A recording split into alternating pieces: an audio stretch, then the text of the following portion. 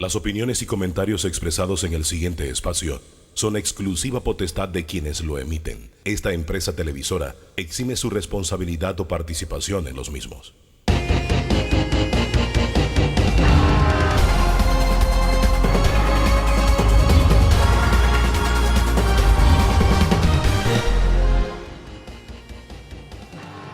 Amigos, sean todos bienvenidos a Debate Abierto. Hoy con temas de actualidad. Vamos a hablar de todo un poco, de seguridad, administración de justicia, salud, evasión fiscal, extinción de dominio también. Y es con el tema que precisamente vamos a iniciar en el día de hoy. Danilo, bienvenido.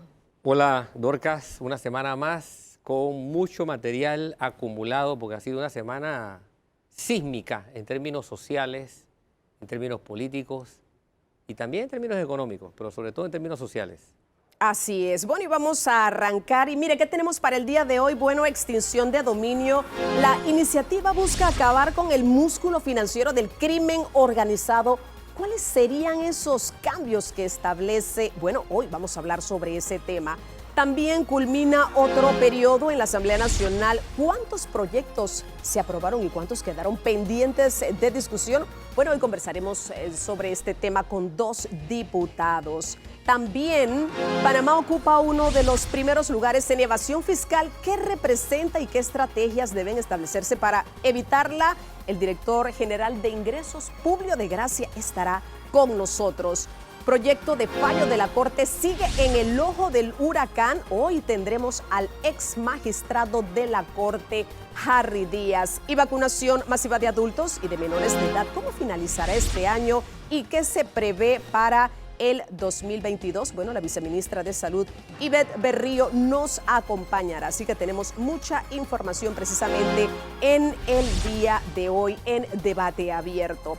Bien, y vamos a comenzar, como lo habíamos dicho, con este tema que es muy importante. Yo creo que es bueno traerlo a colación porque, mire, hemos tenido un fin de semana, sobre todo el día viernes, algo complicado. Amanecimos con una noticia, una balacera que dejó 5 muertos, 6 heridos. También en Cerro Patacón, casi que al mismo tiempo se daba el hallazgo de 3 ejecutados. ¿Y por qué traemos esto a colación? Vamos a hablar de extinción de dominio, porque a nivel de crimen organizado, a nivel de narcotráfico, todas estas cosas son elementos que nos van diciendo en qué nivel estamos, cómo estamos subiendo el tema de la criminalidad en el país y qué cosas tenemos que hacer para poder evitarlos. Nos acompaña en este momento la fiscal superior de litigación. Estamos hablando de la fiscal Grisel Mojica. Ella participó sobre toda esta iniciativa que ya fue presentada por el ministro de Seguridad,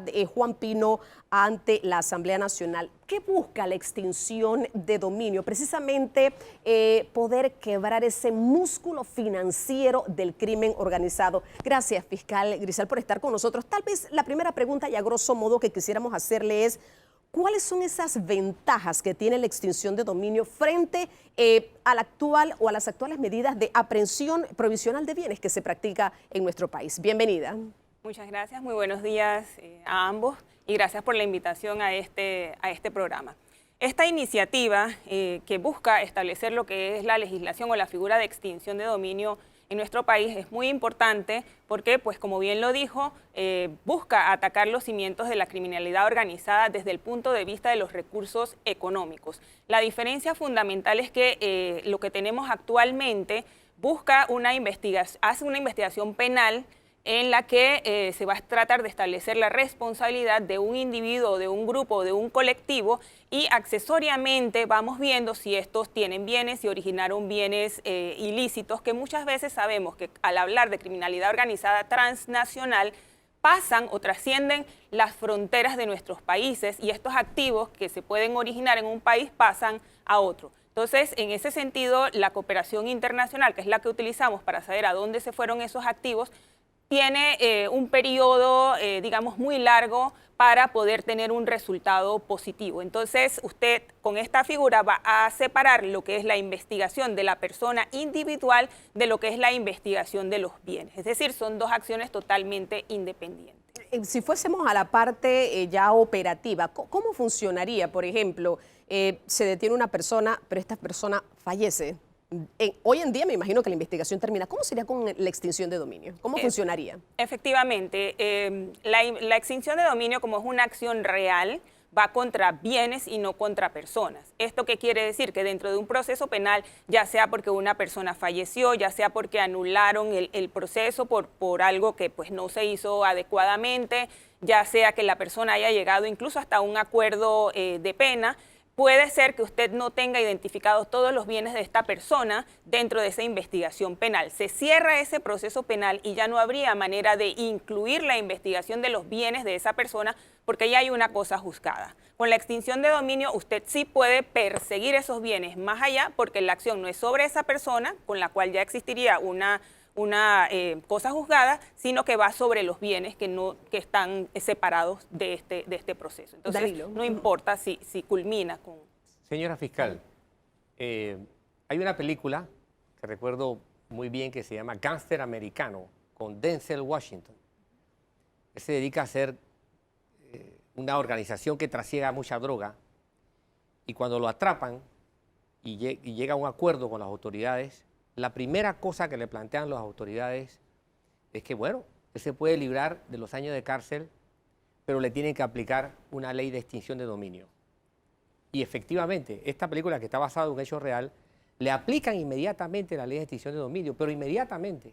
Y él, de multimillonario que llega a ser, queda en nada, absolutamente nada.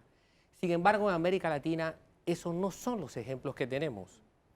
Hay países con ley de extinción de dominio, caso de Honduras, caso de Colombia, que tienen eventos icónicos, ¿no? Pablo Escobar, Ramón Mata Ballesteros, con un montón de propiedades y eso duró décadas, años han durado los procesos para que los estados puedan hacerse de los bienes.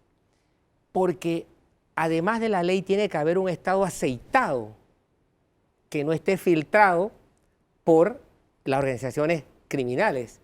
¿Qué acompaña, además de la voluntad?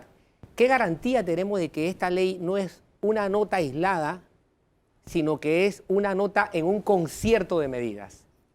Sí, la legislación es un complemento a lo que vendría a ser toda la investigación penal y todas las acciones que tome el Estado con relación al tema del crimen organizado transnacional. Y pues los estados que son gobernados usualmente por gobiernos que tienen una duración de 4 o 5 años, pues esta ley va a trascender ese periodo y pues se pueden perseguir los bienes adecuadamente, no importa el tiempo, porque es una de las cosas también que trae esta ley. No importa el tiempo en que se haya dado la adquisición de ese bien ilícito, usted puede aplicar la extinción de dominio porque no prescribe la acción en esta legislación. Y es aplicable a figuras que sean benefactoras, aunque esas figuras no sean criminales, no hayan sido tipificados por la ley como delincuentes, porque pasa mucho, ¿no? Hay un delincuente, tiene parientes o allegados, heredan, reciben, pero ellos no han cometido ningún delito. ¿Qué hace la ley con ese tipo de relaciones?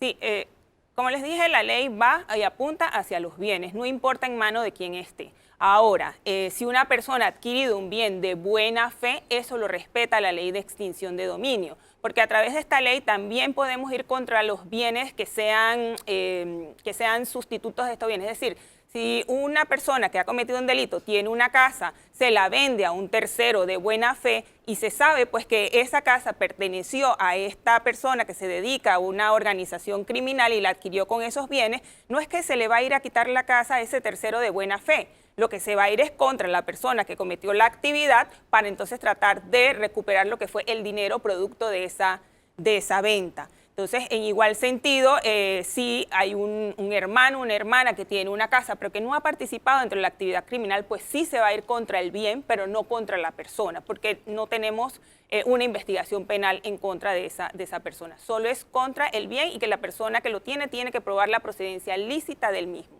o el origen lícito. Claro, yo creo que el tema de las comparaciones ahorita mismo de lo que tenemos y de lo que podemos tener con esta ley es importante porque, por ejemplo, fiscal, yo le pregunto, ahorita mismo el Ministerio Público tiene depósitos para cuando los bienes son incautados.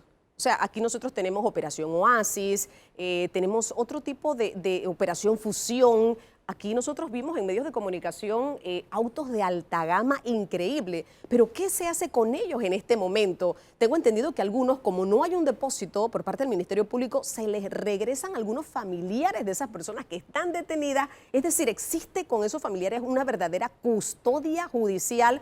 ¿Qué pasaría con la extinción de dominios en este caso particular? Entiendo que es el Ministerio de Economía el que tendría la posibilidad de, no sé, ¿qué cosas se harían en este caso muy particular con esos bienes? Porque ahorita mismo como está, yo creo que no está funcionando bien, fiscal.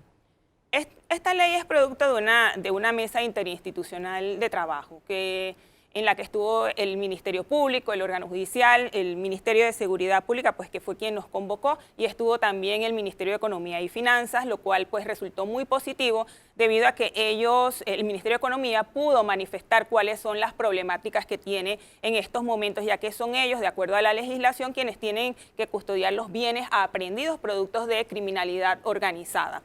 Entonces, desde ese punto de vista, esta ley lo que busca es también darle mayor agilidad a lo que es el traspaso de esos bienes, ya sea una fundación que trabaje temas sociales para que pueda utilizar estos bienes mientras se surte el proceso de extinción de dominio y darlo en administración, por ejemplo, ¿no? También es una ley que busca garantizar si lo que se ha aprendido es una empresa que tiene trabajadores, pues que se pueda llegar a una figura jurídica también de administración para que ellos no pierdan su empleo. Es decir, utiliza algunas normas también de derecho privado que no son posibles quizás desde un punto de vista de un proceso penal en donde para los bienes aprendidos aplicaría la ley de contrataciones públicas, por ejemplo. Entonces, hoy en día permitirles... Hoy en día son contrataciones públicas, ¿no? Que es un proceso, me parece, un poco más extenso en el tiempo. Con la nueva ley sería algo más privado, un remate privado, por ejemplo, que me parece que tomaría menos tiempo. Sí, por ejemplo, hay la posibilidad de establecer fideicomisos o utilizar algunas figuras jurídicas, pero más bien de derecho privado para tratar de darle mayor agilidad al tema. Y de hecho, pues la ley de extinción de dominios, como no está atada al proceso penal, debe ir más rápido que lo que va el proceso penal. Lo que pasa es que también estamos acostumbrados a pensar que el proceso penal demora años. Y claro, demora años por muchas circunstancias. Si mando una cooperación jurídica internacional a otro país, regresa en 1 o 2 años, básicamente, ¿no? Entonces, esta ley debe ir mucho más rápido. Y lo otro es que si hay bienes que son de la misma persona, los puedo llevar en un proceso de extinción de dominio, pero un año después me doy cuenta que hay otros bienes adicionales también de esa misma persona, puedo abrir otro proceso de extinción de dominios con los nuevos bienes que se han ubicado, porque son acciones independientes. Danilo. Sí. Lo que plantea Dorcas me hace pensar en lo lejos que estamos de lo que usted está planteando, ¿no?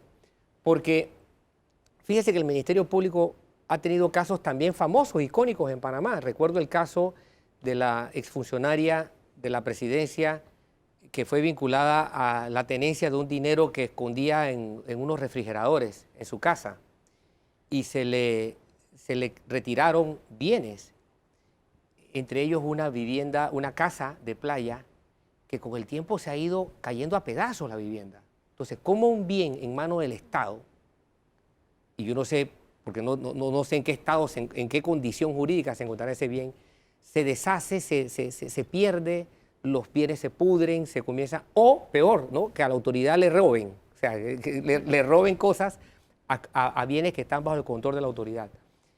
Esta ley prevé esa agilidad por parte del Estado o prevé que el Ministerio Público tenga los recursos para mantener un bien valorado y que ese bien no se deprecie mientras no se defina la suerte del bien? Sí, reiteramos, a través de esta ley esos bienes no estarían en manos del Ministerio Público, estarían en manos del Ministerio de Economía y Finanzas mientras se surte todo el procedimiento de extinción de dominio. Y uno de los temas importantes de esta ley es también utilizar todos esos bienes que se van aprendiendo para fortalecer las instituciones de seguridad, las instituciones de justicia y el MEF precisamente, pues que tendría un porcentaje también de, digamos, lo que se pueda monetizar de estos ¿Y cómo bienes. nos ha ido con las actuales disposiciones que tiene, por ejemplo, la Comisión Nacional de Droga, que debiera funcionar recibiendo dineros o bienes de las incautaciones o de los decomisos que se hacen? ¿Qué suerte ha habido con eso? La Comisión Nacional de Drogas, la CONAPRED, Exacto. ella pues es una entidad o una comisión independiente que trabaja precisamente con bienes que han sido finalmente cautelados, no aprehendidos, sino bienes cautelados y que se han puesto a disposición de la misma para campañas y programas de prevención, y la misma pues se utiliza para esos fines. Entonces difiere de esto. Sí. Bueno, muchísimas gracias a la fiscal superior de litigación. Mire, muy importante el tema, Danilo. Sí, es un tema, definitivamente, ¿no? O sea, es un tema que da para mucho. Realmente es una herramienta a la que los estados recurren cada vez con más frecuencia, pero la agilidad con que los estados se comportan dependen, decía yo hace un momento, de cuán aceitado está el estado desde el punto de vista de su voluntad política y desde el punto de vista de su limpieza interna, porque las trabas que hay también se le van poniendo. Claro que sí. Yo creo que esos son dos puntos muy, muy importantes. Diga, fiscal. Sí, y si me permite finalizar diciendo que esta es una ley que tiene fundamentos jurídicos internacionales en las convenciones de Viena, Palermo y Mérida de las Naciones Unidas, en las recomendaciones del GAFI, y ha sido aplicado por países como El Salvador, Honduras, Guatemala, México, Perú, Bolivia y República Dominicana, y probablemente se me escapa alguno más, pero ya está esta legislación en otros países. Claro que sí. Eso significa que estamos en mora fiscal y ojalá que en enero este tema sea tratado en la Asamblea Nacional. Sabemos que ahí el tema de reformas electorales pues tomó bastante tiempo, pero bueno, ahora queda esta responsabilidad en la Asamblea para abordar este tema muy importante. A la fiscal, mil gracias por habernos acompañado. Mire, vamos a una pausa, pero culmina otro periodo precisamente en la Asamblea Nacional de Diputados. ¿Qué proyectos se aprobaron? ¿Cuáles quedaron pendientes? ¿Cuáles fueron los más álgidos? Bueno, vamos a hablar con el diputado Ávila y también el diputado Brose. Ambos se encuentran aquí con nosotros. Esto en breve. Vamos a una pausa y ya retornamos aquí en Debate Abierto.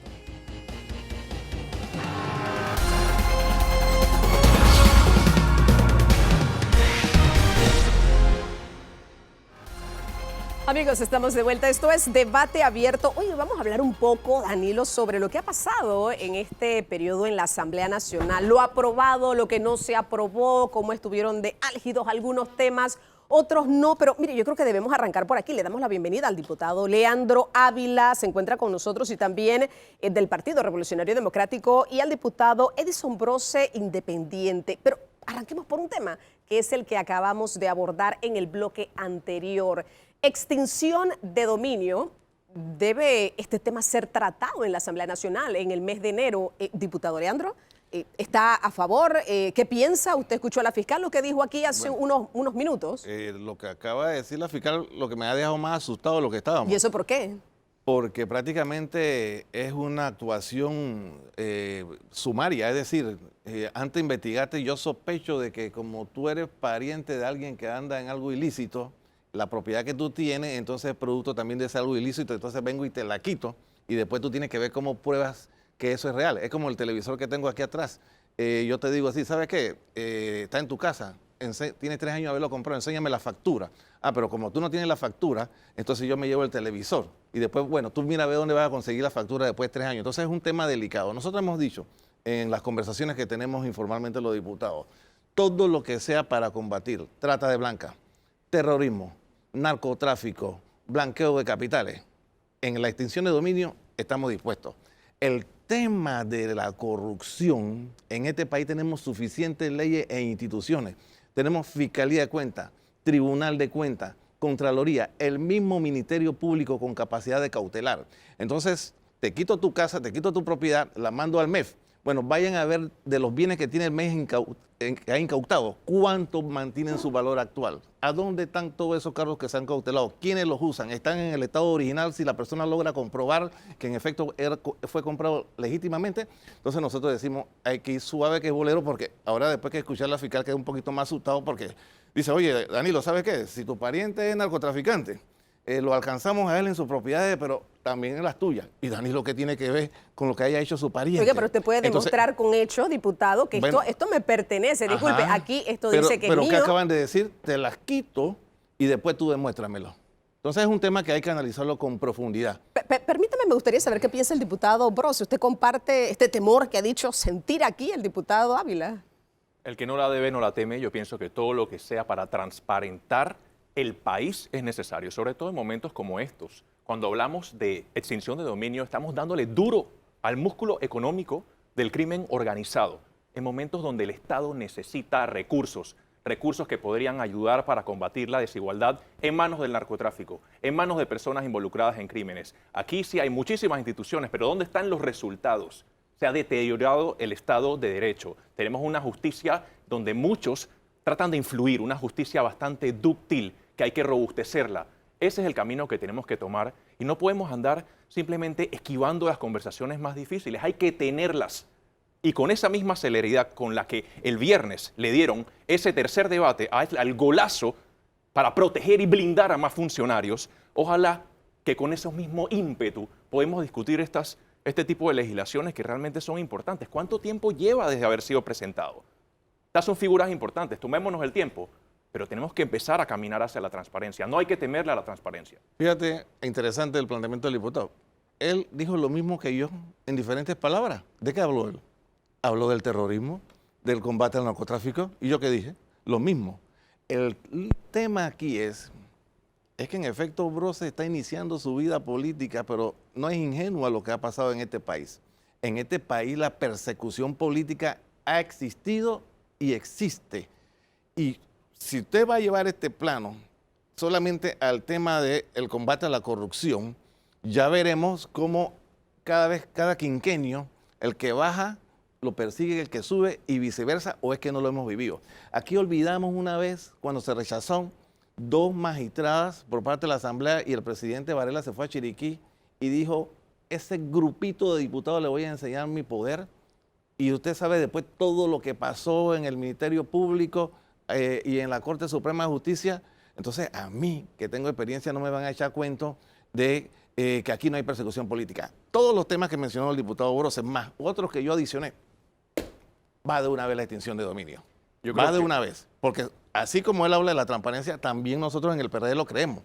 Pero lo que sí estamos claros es que este es un país pequeño en donde aquí se pasan facturas dependiendo de quién está arriba y quién está abajo. Pero bueno, yo creo que esa es una de las cosas que hay que cambiar, Danilo, ¿no? Bueno, es que hay que cambiar el hombre. ¿Y quién cambia al hombre? No lo cambia una ley.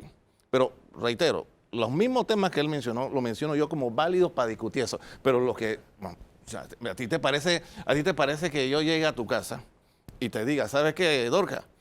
Tu primo que vive allá en Chiriquí, él anda en narcotráfico, ¿ok? Y como él anda en narcotráfico, está cautelado él, pero también nos vamos a llevar tus bienes y después tú pruébalo. Eso fue lo que se acaba de decir aquí. Yo creo que ningún panameño está de acuerdo con eso. Todos los panameños creo que sí están de acuerdo con que hay que transparentar. Pero una cosa es los procesos sumarios donde tú no tienes la capacidad de defenderte antes que el Estado actúe, sino que después que el Estado actuó, te quitó todo, entonces que bueno, sácame la factura. Yo quiero saber cuántos panameños, ese televisor que yo tengo acá atrás, yo quiero saber cuántos panameños tienen la factura de que lo compraron hace 3 años o 4 años. Oiga, entonces yo llego como diputado, como deberían, Estado aquí y te tenemos digo, un tema de evasión oye, fiscal que vamos a abordar esa también. televisión que tú tienes atrás, enséñame la factura y dice, ojo, pero y no la consigo, bueno, me lo llevo. Cuando tú me consigas la factura, yo te lo traigo. Vamos, yo creo que hay que hacer las cosas bien. O sea, si la discutimos bien y sin pasionismo, ni que pensar quién es más puro que el otro, puede haber una ley, pero una ley con los controles necesarios que eviten los excesos y los abusos. Claro, de eso se trata. Diputado Brose. Yo creo que las palabras de mi compañero es precisamente lo que se vive en la Asamblea. Todo el mundo habla de los problemas, todo el mundo habla de la corrupción, todo el mundo habla de la desigualdad, pero a la hora de las acciones, somos pocos los que realmente estamos dispuestos a dar los pasos que hay que hacer. Las acciones hablan más que las palabras. Entonces, es lo mismo que hemos visto en debates tan profundos como las reformas electorales, donde se propone absolutamente de todo, pero los temas más medulares quedan iguales. Es decir, cambias todo para cambiar nada, gatopardismo. Eso es lo que nosotros tenemos que combatir. Eso tiene que ir acompañado de acciones. Todos estamos dispuestos a transparentar el país, entonces démosle herramientas. Sea lo que se pueda adelantar desde la agenda legislativa, entonces hay que adelantarlo desde la agenda legislativa y dejar a los otros órganos que puedan trabajar y podamos entonces ir haciendo que las palabras y los hechos vayan en una misma dirección. Claro, Danilo. Sí, yo utilicé la figura del aceite, ¿no? Yo lo que le decía a la fiscal hace un momento era, si aparte de la voluntad política, que es sumamente importante, el Estado está lo suficientemente aceitado en toda su institucionalidad para hacer viable que funcionen, no existiendo esta ley y aún existiendo una ley de extinción de dominio, que a mi criterio sí se necesita, pero aún existiéndola, que esto no se convierta en una herramienta trastocada, disfuncional, que no rinde los efectos que debería rendir. ¿Está el Estado panameño aceitado? Es decir, ¿es eficaz el Estado panameño con la institucionalidad que tiene hoy día? Ese es el gran debate. Ese es el gran debate.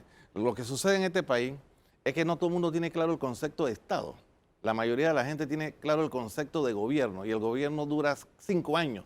Entonces llega un gobierno, dice que hace las cosas bien, pero cuando se va, el que entra dice, hey, no, y entonces vamos a investigar y vamos a procesar y vamos a hacer. O sea, es ahí donde tenemos que buscar la madurez suficiente para que hagamos las cosas bien, ¿ok? Y se elimine ese criterio subjetivo de a quién persigo y a quién no, a quién le caigo y a quién no. Así, aquí todos los panameños lo hemos vivido. Entonces, vuelvo y te reitero, puede haber muy buena disposición en los temas que hemos tratado aquí. Y te los reitero, narcotráfico, trata de blancas, blanqueo de capitales, todo lo que, terrorismo, todos estos megaproblemas que le hacen daño a la sociedad. Con mucho gusto la Asamblea. Los otros temas, tiene que seguir actuando el Ministerio Público, que tiene las suficientes leyes, la Fiscalía de Cuentas, el Tribunal de Cuentas. Sí, vamos a pasar a otros temas porque me parece que es interesante. Diputado Brose, por ejemplo, ¿qué se aprobó, pero qué quedó pendiente? Aquí nosotros vimos un tema de reformas electorales que, bueno, ahí se hablan de todas las demandas que se van a presentar. Y hay un tema que es muy puntual, y no sé, a nivel de imagen de la Asamblea, el tema de sí tener la intención y querer rendir cuentas. ¿Eso dónde quedó? ¿Qué piensa usted, diputado Brose? Bueno, yo creo que los hechos lo evidencian. Las políticas anticorrupción, toda la agenda anticorrupción que se ha presentado por parte de la bancada independiente está pendiente. No tiene la misma suerte que tienen otros proyectos que llegan a última hora, incluso cerrando todo el periodo, llegan y en menos de 10 días quedan aprobados. Bueno, los temas anticorrupción están pendientes. ¿Cuántos presentaron, por ejemplo, los independientes que no se les dio trámite? Más de 10 iniciativas anticorrupción. ¿Y cuántas no se aprobaron? Se les ha dado trámite. ¿A ninguna? Ninguna se ha aprobado hasta el momento. Entonces simplemente hay discusiones que se están teniendo, pero no vemos los avances. Ojalá los avances que vemos en otros temas podamos verlos en temas significativos como estos. Me preguntaste cuál ha sido el trabajo lo más medular en esta legislatura. Yo considero que el tema de las reformas electorales, aunque no estoy de acuerdo con ese resultado y por eso voté en contra, es un tema que toma tiempo. Y si estoy en desacuerdo, fue precisamente por ignorar lo medular, por ignorar el trabajo de la Comisión Nacional de Reformas Electorales, que eso es tiempo, recursos, tanto del Estado como de todas las personas que están discutiéndolo, donde los partidos y las facciones políticas tienen su representación, pero a la hora de discutirlo, la Asamblea decide desestimar y decir, me gusta esto, cambio de todo, pero al final no pasa nada. Ese tema nos consumió prácticamente toda la legislatura. Igualmente la discusión del presupuesto. Un presupuesto bastante abultado, un presupuesto bastante inflexible, un presupuesto bastante comprometido en el pago de planilla, 4.000 millones de dólares en planilla, señores. Cualquiera dirá, oye, que hay muchos panameños empleados, etcétera. Ok, ese dinero de esos 4.000 millones de dólares no le están llegando en nuevos hospitales a los panameños, no le está llegando en nuevas escuelas, en nuevas carreteras. A los colonenses no le está llegando. No está solucionando la calidad de vida de muchas personas. Entonces, cuando tú dices se destina un 18% en salud, se destina un 12% en educación, cualquiera dice, wow, Panamá está empezando a dar unos pasitos. Pero cuando ves que todo eso es planilla, y como lo mencioné en el último debate, para muestra un botón, la Caja de Seguro Social, 127 millones de dólares en planilla de administrativos, ni siquiera personal de salud, administrativos. A ver, 127 millones de dólares es el presupuesto del Ministerio de Gobierno, es más que el presupuesto de todo un ministerio para administrativos, señores. Eso realmente, ¿a quién le soluciona? Entonces vemos el presupuesto de planillas, 4.000 millones de dólares, eso es prácticamente muchísimo más de lo que genera el Canal de Panamá en utilidades al país. Vemos intereses a la deuda y el servicio de la deuda total son 4.000 millones de dólares más. Vemos los subsidios, 2.000 millones de dólares. Es decir, toda la plata que se necesita realmente está totalmente comprometida. Entonces, al mismo tiempo, donde no hay plata, vemos gastos superficiales. Vemos telefonía de celular a lo largo de todo el gobierno, 3 millones de dólares. 3 millones de dólares. Eso es más que el presupuesto de inversión de la UTP, del CENIAF. ¿qué estamos hablando? Diputado Leandro, Bueno, austeridad aquí, por ningún lado parece que se ve. El diputado Brose tiene una ventaja sobre mí. ¿Cuál es? Creo que está en la Comisión de Presupuestos. ¿Sí? Yo le preguntaría entonces al diputado Brose que le diga al país cuál ha sido la ejecución del presupuesto de las instituciones para este año 2021. ¿Usted puede dar esa respuesta? Bueno, yo creo que los resultados, eso es precisamente lo que ha hecho falta. No, dígame cuál es el porcentaje de ejecución. Ha hecho falta precisamente esos resultados. Bueno, no me ha contestado. Esos resultados han hecho ¿Y falta por porque qué nosotros no pregunto la sabemos un ejecución? presupuesto. ¿Cuántas personas va a sacar de la pobreza? Me Porque no hay pides- una planificación. me pides- un presupuesto improvisado, un presupuesto no me sin contestó la metas. pregunta. Me pides $1.000 millones en el Ministerio X y a la fecha que vamos, que ya faltan pocos meses para que termine el año, usted no llega a una ejecución del 70% en inversión. ¿Cómo es posible eso? ¿Tiene la Asamblea la culpa de que en la Caja de Seguro Social no haya medicamentos? Pues si nosotros le aprobamos el presupuesto de lo que ellos nos piden, para que compren los medicamentos, para que hayan los insumos. O sea, ¿tiene la Asamblea la culpa de eso? ¿Tiene la culpa la Asamblea que en el Ministerio de Salud no hayan podido ejecutar su presupuesto y que la sociedad panameña se sienta a gusto? ¿Tiene la Asamblea la culpa de que el Ministerio de Seguridad nos pida un presupuesto, se lo aprobemos y ellos lo distribuyen a su parecer y no lo ejecuten? Entonces, aquí hay que llevar la responsabilidad a quien le compete. Ahora bien, cuando usted me habla de la planilla, bueno, yo preguntaría si en este estado de cosas que tenemos, en donde tenemos una pandemia de casi 1 año 9 meses, si usted estaría dispuesto a que redujéramos la planilla estatal en un 30%. O sea, despedimos un 30% del empleado público. Yo no sé si este es el momento adecuado para eso, ¿verdad? Entonces yo diría que, o sea, hay que tener cuidado con lo que uno pide. Porque yo creo que ahora mismo, como están las cosas en el país, Pero sí tiene no la culpa, funciona de yo- esa yo- manera. el argumento no suyo- funciona de esa manera. Su argumento es válido. No lo cubre todo porque sí tiene la responsabilidad, por ejemplo, de no haber contemplado una revisión o una reconsideración para un presupuesto de una institución como la Universidad Tecnológica, que sorprendentemente se quedó por debajo de cualquier expectativa. Perfecto. Y debió haber pasado por la Asamblea esa tensión. Pero el punto aquí radica en el hecho de que ¿cómo podemos tener la garantía, diputado, de que el papel, el compromiso de decir estos recursos del Estado van a estar a disposición de un gobierno, ¿ok? Pero el gobierno en sí tiene que entender que su plan como gobierno no necesariamente es el alfa y el omega, ahí se termina todo. No, los gobiernos tienen que entender, y no lo han entendido, que tienen una vida más allá de los 5 años. Pero todos los gobiernos llegan pensando que la historia acaba el día que terminan. Bien. Y los proyectos se quedan colgados de la brocha. ¿Y usted sabe Y por el qué gobierno pasa? que llega no le importa nada con el gobierno que quedó, de los proyectos del gobierno que quedó. ¿Quiere que le diga qué pasó ahí? En 1998 pasamos del Ministerio de Política Económica, de Planificación y Política Económica al Ministerio de Economía y Finanzas. En ese ministerio, en 1998 hacia atrás, había lo que se llamaba planificación de las obras del Estado. O sea, habían obras que se planificaban, que estaban proyectadas para desarrollarse en 10, en 15 y 20 años. Yo me acabo de enterar de manera informal, después de una crítica que hice, porque soy de la teoría que, en efecto, tenemos más de 30 años de estar elaborando el presupuesto de la misma manera y ese sistema está agotadísimo, ¿no? Que hay que cambiar el sistema. Y quiero explicártelo de cómo lo veo. ¿Quiénes deben de ser los gestores principales del presupuesto general del Estado? El presidente de la República junto al Consejo de Gabinete para las mega obras, es decir, las grandes inversiones que hay que hacer en el país. ¿Quiénes deben de ser los segundos pioneros en materia de inversión? Los consejos provinciales, que es donde están los representantes, los alcaldes y los diputados. Y un tercer componente que debe darse en todo presupuesto es el de reserva para catástrofes. ¿Y por qué te hablo de los primeros dos componentes? Porque el presupuesto de este país se viene elaborando hace muchísimos años en oficinas refrigeradas. ¿Qué se hace? En enero comienzan las instituciones a elaborar el presupuesto y tienen que entregárselo al MEF en abril. ¿Qué se hace en la oficina? El rubro tal, súbele 3%, el rubro tal, súbele 5%, el rubro tal. Lo que quiero decir es que el presupuesto general del Estado no está respondiendo a las verdaderas necesidades que hay en las comunidades.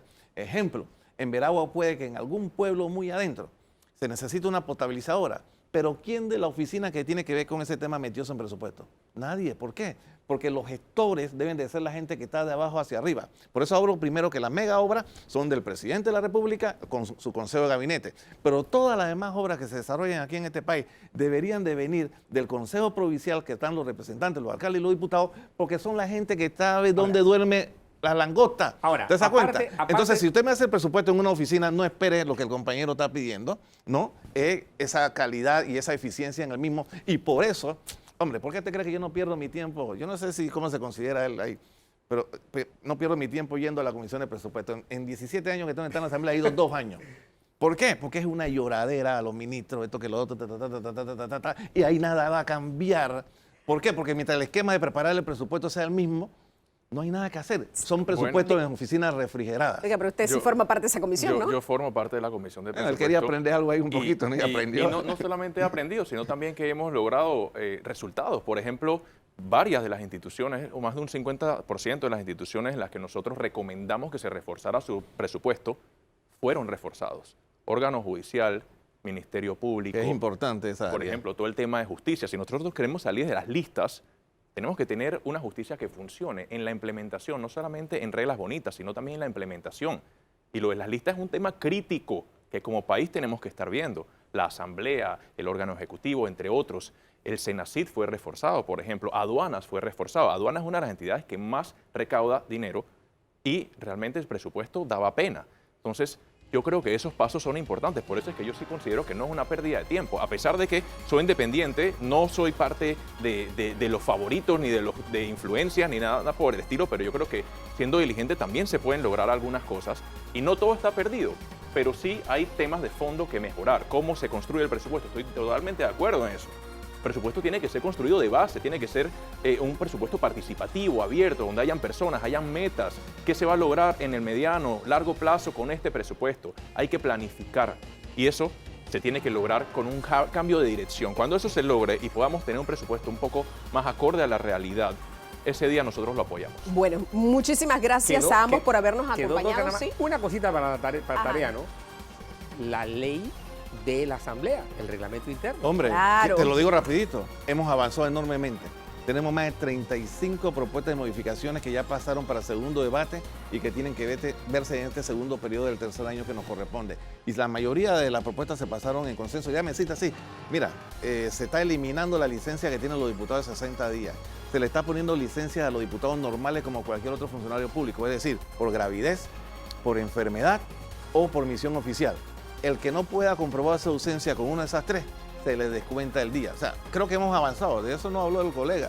Me Bueno, encantaría no que eso habló- fuese verdad y bueno, no sea como no, las reformas no habló- electorales. Vamos a hacer algo, vamos a quedar pendientes para abordar este tema del reglamento interno para una próxima oportunidad, porque Cuando aquí guste. se nos ha acabado el tiempo, pero sí es importante, tiene que ver con una mejor imagen en la Asamblea, tiene que ver con elevar el debate, tiene que ver con esto que está esperando el pueblo Y con panameño. el presidente actual de la Asamblea ha habido una amplia participación de todos los sectores, obreros, empresariales. O sea, yo creo que el Eso diputado también lo Cristiano vamos a lo ha abordar. hecho excelente en este primer Eso también lo semestre. vamos a abordar, diputado Leandro Ávila, en un próximo debate abierto. Así que a ambos, mil gracias por habernos acompañado. Vamos a ver qué pasa en el próximo periodo legislativo. Temas importantes, quedé un poco preocupada con el tema de la extinción de dominio, qué va a pasar en la Asamblea. Bueno, hay mucha esperanza con relación a poder quebrar un poco ese brazo financiero del crimen organizado que tanto se necesita, señores, en nuestro país. Bueno, y mire, Panamá ocupa uno de los primeros lugares en evasión fiscal. ¿Por qué nos estaremos ganando ese primer lugar?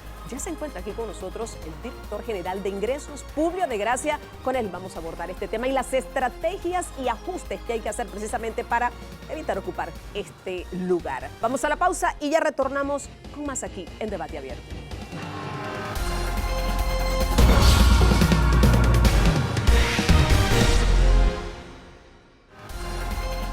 Ya estamos de vuelta en Debate Abierto y otro tema importante, Danilo, es evasión fiscal. Escuchábamos declaraciones del director general de Ingresos y decía que estábamos entre uno de los primeros lugares de países con evasión fiscal. ¿Qué representa eso al final del camino? Bueno, tenemos aquí precisamente al director general de Ingresos, Publio de Gracia.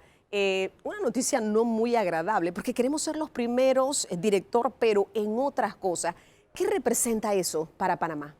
Dorca, buenos días primero y don Danilo, a todos los que nos están viendo. $4.000 millones para hablar en cuánto nos cuesta. y con 4.000 millones de dólares se puede hacer mucho en este país.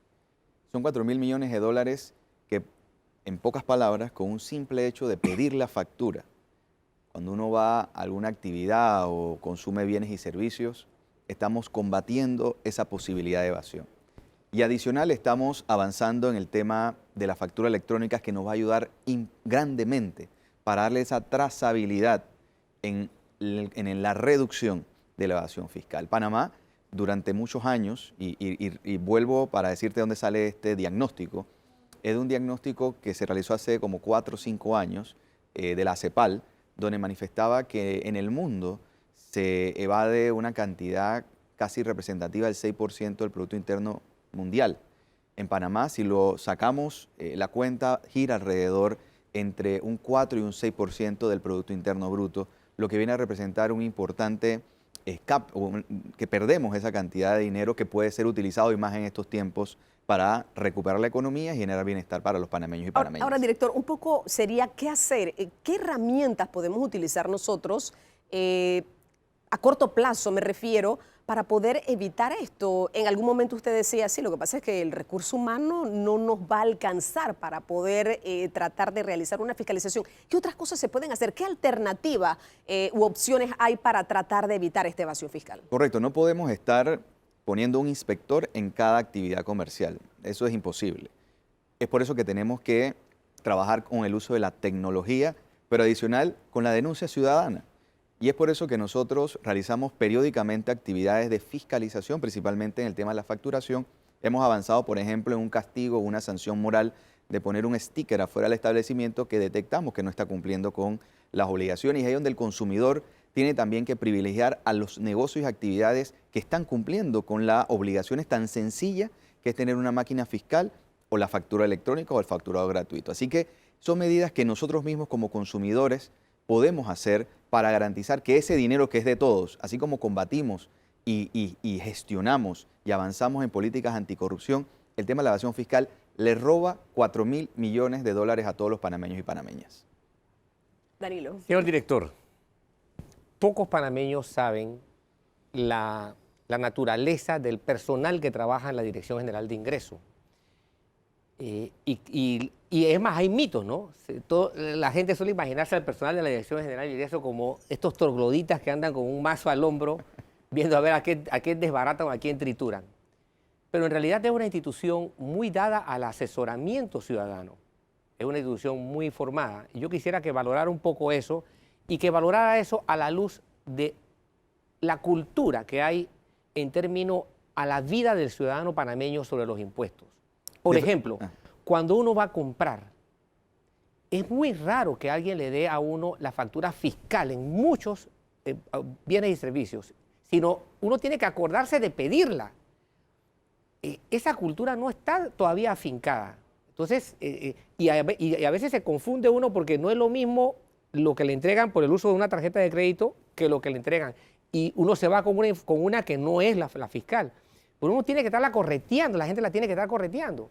Entonces, quisiera que ponderara eso. El papel educativo, docente y asesorador de asesor que da la dirección que usted dirige, y la necesidad de una cultura de impuestos, de una cultura fiscal en Panamá. Correcto, la cultura tributaria es vital e importante en este tema, ya que, uno, efectivamente el comercio que está obligado a entregar una factura tiene que entregarla sin pedirla. Eso de que, no, si te doy la fiscal, ¿necesita la fiscal? No, tiene que dársela. Aunque yo no la quiera, me la tiene que entregar. Y nosotros como ciudadanos o consumidores tenemos también la obligación de exigirla y pedirla. Porque también las normas establecen que si un inspector está fuera del local comercial y Dorcas sale y no trae la factura, le digo, Dorcas, tu factura, si soy como agente de la DGI, te puedo sancionar con un monto aproximado con el valor que dejó de cobrarse o pedir en el 7%. Así que tenemos que tener ese deber y esa obligación. En materia de los compañeros y compañeras de trabajo de la Dirección de Ingresos, es un personal muy capacitado y que están con el compromiso y la responsabilidad de guiar y acompañar al contribuyente donde tiene las dudas, porque lamentablemente en nuestro país nos falta esa cultura de conocer cuándo queremos pagar y cuándo tenemos que pagar los impuestos, en qué tenemos que pagar, y muchas veces muchos panameños y panameñas obligados o contribuyentes no quieren evadir, pero se les olvida cumplir o no están pendientes de cumplir con sus obligaciones tributarias, quedando a merced de sanciones, multas, intereses y recargos. Ahora mismo en la Dirección del Ingreso tenemos de alguna manera una transición de una generación de funcionarios de alrededor de 20 a 30 años que están probablemente muy preparados en materia de una contabilidad, de una auditoría, de una fiscalización, pero estamos en una transición que está acompañada con la tecnología. En los próximos años, Dios mediante, la Dirección del Ingreso tiene un programa de modernización junto al Banco Interamericano de Desarrollo y con otras instituciones que queremos transformar la DGI. Tenemos, luego de 2 años de tener 60 trámites en línea, tenemos 136 trámites ya en línea y queremos llevar a más del casi el 100% de los trámites en línea. Es decir, todas las acciones o necesidades que tienen los contribuyentes ante la Dirección del Ingreso lo hagan de manera online. La cita que tenemos actualmente es cita previa, ya sea presencial o cita virtual. No tienes que ir a hacer las grandes filas si no quieres. Claro, tenemos la posibilidad de aquellos contribuyentes que aún quieren ir, Danilo quiere ir mañana, el lunes a la DGI, puede hacerlo sin ningún problema, pero le estamos recomendando tener una cita. Así que estamos en ese proceso de transición, pero privilegiando la tecnología que nos va a ayudar también, y termino con esta parte. En los últimos años o periodos, la DGI tenía la percepción de ser una institución, como lo acaba de mencionar, pero además también de alguna manera, si hoy Dorcas o Daniel me hacen una pregunta, le caen con una auditoría o una fiscalización. Eso ha cambiado totalmente. ¿Pero por qué ha cambiado? No solamente por el director o el equipo de trabajo, sino que hay matrices de riesgo. La tecnología nos ayuda no solamente a pensar, vamos a ver si ese negocio está cumpliendo con sus obligaciones. No, eso depende de una big data, depende de una información que nos ayuda a determinar dónde están las banderas rojas y a quién tenemos que fiscalizar. Ahora, director, si bien es cierto, ustedes no cuentan con gran cantidad de recursos humanos, pero sé que han hecho algunas denuncias puntuales por evasión fiscal. Háblenos un poco sobre eso, quiénes son, el monto también, porque obviamente ahí hay un monto arriba de 300.000 para que se pueda hacer algún tipo ya de denuncia en torno a este tema. ¿Cuántas denuncias han presentado? ¿De qué tipo son? Y si al final del camino han sido sancionadas. Alrededor de más de un centenar de denuncias por defraudación fiscal tenemos actualmente investigación en la Dirección General de Ingresos, principalmente en colaboración con muchos organismos. Mientras más trabajamos en equipo, tanto Ministerio Público, aduanas, Caja de Seguro Social, podemos tener más investigación porque en la DGI tenemos información tributaria del contribuyente, pero hay otras instituciones, como el caso de la Caja de Seguro Social, que recauda el impuesto sobre la renta de las empresas relacionadas con la planilla 03, por ejemplo, que es la planilla donde se declaran cuántos trabajadores hay, cuándo salen, cuándo entran. Eso tenemos muy importante esa relación con la Caja de Seguro Social. ¿Qué hemos avanzado, Dorcas? Y es un compromiso que tiene el país y que le da un gancho importante en la lucha o demostrar la transparencia fiscal en la República de Panamá y la intención que no solamente se quede en leyes, sino también en acciones contundentes de que la República de Panamá tiene institución para poder perseguir también el delito de defraudación fiscal. Hace 3 semanas se presentó ante el Tribunal Administrativo Tributario el primer caso de defraudación fiscal por encima de los $300.000. Dios mediante, estamos esperando la decisión de los magistrados del Tribunal Administrativo Tributario para luego que garanticen el proceso, llevarlo ante el Ministerio Público y ser investigado, y la posibilidad que en Panamá haya la primera sanción por cárcel de una persona natural que esté involucrada mediante una persona jurídica en un caso de defraudación fiscal. Tenemos ya 2 o 3 casos que estamos terminando de trabajar porque creemos en la justicia tributaria, en llevar los pasos correspondientes. No se trata tampoco una carrera de velocidad, sino demostrar a través del debido proceso que tenemos esa capacidad y pronto debemos llevar hacia allá. También hay investigaciones en materia de evasión fiscal por debajo de los $300.000 que se realizarían los alcances correspondientes, y eso se debe grandemente también a las denuncias presentadas por los contribuyentes o personas naturales que se presentan ante la Dirección General de Ingresos, que dicen, yo creo que en este lugar se está evadiendo o se está defraudando al Estado panameño, por lo tanto, Dirección General de Ingresos, me gustaría que ustedes investiguen. Hay varios casos presentados por personas naturales panameñas que sí dicen o creen que hay una evasión, y la Dirección General de Ingresos se compromete a investigar nuevamente con justicia tributaria. Aquí no estamos persiguiendo a nadie, estamos cumpliendo nuestro deber y nuestra responsabilidad en donde haya posibilidades o haya algún tipo de hecho o algún tipo de posibilidad, estamos investigando, pero sí nos comprometemos, Danilo y Dorcas, a llevarlo hasta la justicia correspondiente. Danilo. Yo recuerdo una campaña, no recuerdo si era nacional o de otro país, en donde salía una persona que estaba comprando unos pantalones y le decía, este pantalón no lo voy a comprar, aunque está mucho más barato, es mucho más económico que este otro, porque el que voy a comprar, representa para mí hospitales, escuelas, calles, y realmente tenía sentido lo que educaba. ¿Tiene su institución algún renglón para contribuir a la educación, a la cultura tributaria, para que la gente lo sepa? Porque tributar es algo que ha sido un problema desde que se inventó eso hace 25 siglos. O sea, nadie quiere hacer eso. Eso no está en el deseo de nadie. Entonces, hay una no disposición a hacerlo por naturaleza histórica. Claro. ¿Qué plantean ustedes hacer para resolver esto? Primero se llama impuestos. Ajá. Y cuando te imponen algo, ahí Ya, estamos mal. ya. Pero al final, como bien lo acaba de decir don Danilo, los dineros que se recaudan deben verse reflejados en el bienestar de la población. Por lo tanto, en la Dirección del Ingreso, con ayuda del ministro Alexander, tenemos en los próximos meses una campaña muy grande en relación con, no contra la evasión simplemente, sino también recordándoles a los contribuyentes y a los ciudadanos para lo que acaba de decir. Y lo aprovecho esta pregunta por el tema de la economía digital.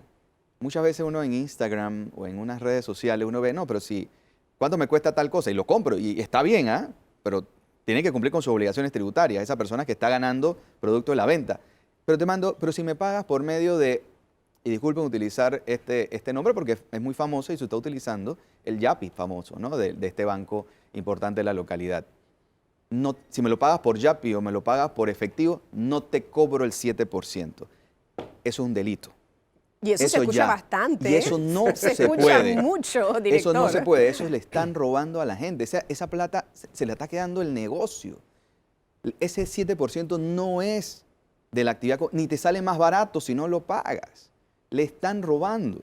Y es por eso que nosotros tenemos que avanzar en educación, porque las personas en la operativa oye, si no hacen, no, tienes que cumplirlo. Entonces, como usted lo acaba de decir, educación, cultura tributaria.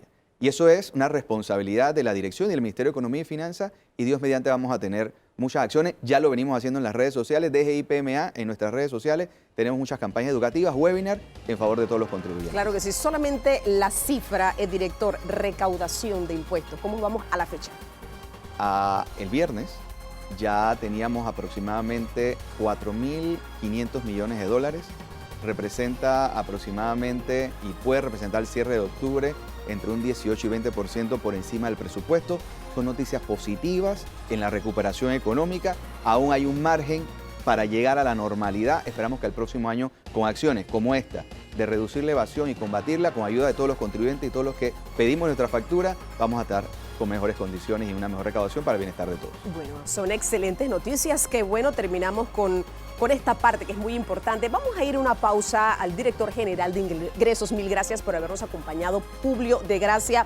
Vamos a una pausa, pero mire, todavía el proyecto de fallo en la Corte Suprema de Justicia sigue en el ojo del huracán.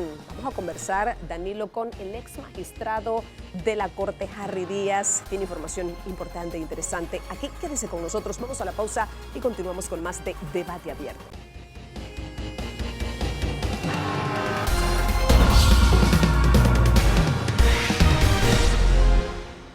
Bien, ya estamos de vuelta en Debate Abierto. Y otro tema importante, Danilo, que vamos a abordar en el día de hoy es el fallo de la Corte. Hay muchas reacciones, muchas opiniones que se ha vertido sobre este fallo de la Corte que de alguna manera de ser aprobado, pues obviamente se cerraría el caso Pinchazos. Pero haciendo un poquito de recorderis, mire, el caso Pinchazos empezó en junio de 2015 en la esfera de la Corte Suprema de Justicia, porque en ese entonces el expresidente de la República, Ricardo Martinelli, era diputado del Parlacén y gozaba de esa prerrogativa.